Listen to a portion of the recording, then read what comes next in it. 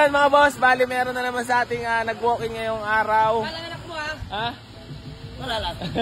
So sila bossing ay galing pa ng Tondo, Manila. Yan, batang Tondo boys pala to bata.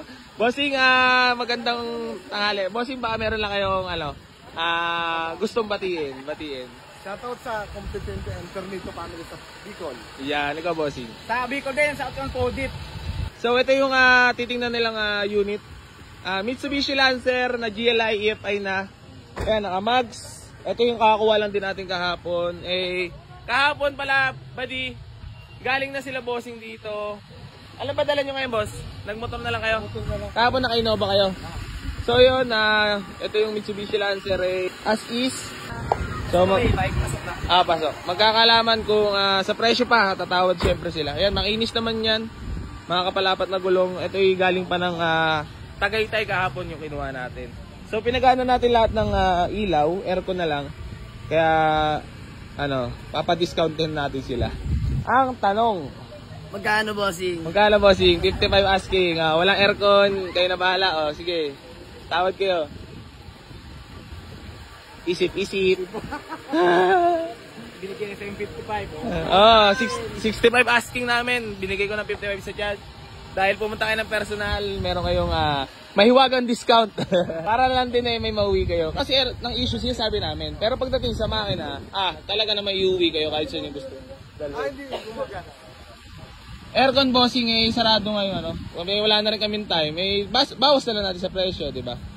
Madali na lang naman dalhin niya sa airconan. Pa-check nyo lang kung kasi yung madi-discount mo naman din, yun pang babayad mo sa, di ba? At least alam mo na kung may idea ka na kung magkano paggawa ng aircon, di ba? Kasi datingan na mga Blue Boys, ito ang Series 4. Bossing, okay ba sa inyo ang unit? Kursunada nyo? Ay, yun nga pala talaga yung pinunta nyo, no? Kayo ba yung kausap ko? Ang dami ko kasi kausap. So, bossing, tawad kayo, baka sakaling magkasundo. Bossing, sige, tawad, huwag mahiya. At kahit wala kayong kasalanan. Yan kasi Lancer namin is normally talaga pag meron kami lahat, nagkaka-Lancer kami, automatically sold agad. Wala lang, mabilisan lang unit namin. Nag-iisip pa si bossing nag-iisip pa. Budget kasi namin 50. Budget daw nila 50. Tama si Kuya Germs. Kuya Germs, halika dito, bili!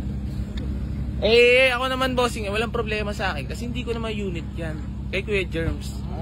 Kung kahit ibigay ko ng 35 siguro yan wala siya magagawa. 50 daw budget nila bossing. Kung aari daw sa 50, 65 galing, 55. Kahit mga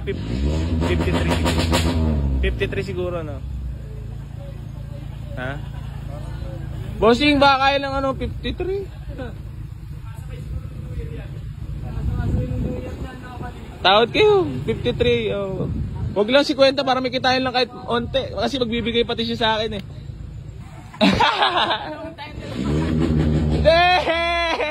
Tangina mo, nabis kita. Happy New Year Kayang-kaya mo na i-drive yan, bossing. At napadiscount ka naman lang. Manual ka naman manual niya kasi owner.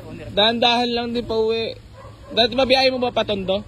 Hindi, dito muna kami sa Imos. Ayan, dahan-dahan lang. Sige, ano ba mangyayari? Dadawnan mo muna. Reservation fee. Pero magkukuha siya ng driver. Bayong ko. Yung bayong mo. Sige bossing, walang problema. Magbigay ka ng reservation fee para talagang hold as sold. Nasa inyo na talaga, sigurado na. So yung siyempre, yung pina-discount ko naman sa inyo is yun na yung pangpagawa nyo ng aircon. Di ba, nag-55 na ako.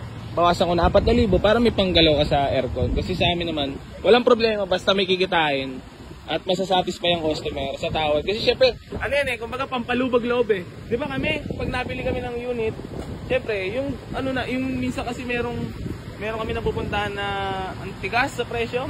Di ba? Baga nakakagaan ng loob, di ba, pag nakakatawad ka sa price. So sige, 51 ako naman na nag-decision, okay na yun. Kayo na bahala. Na lang tayo, acknowledgement. Yun, bossing, maraming salamat sa smooth deal. Kasulatan, binigay ko na ng ng 29.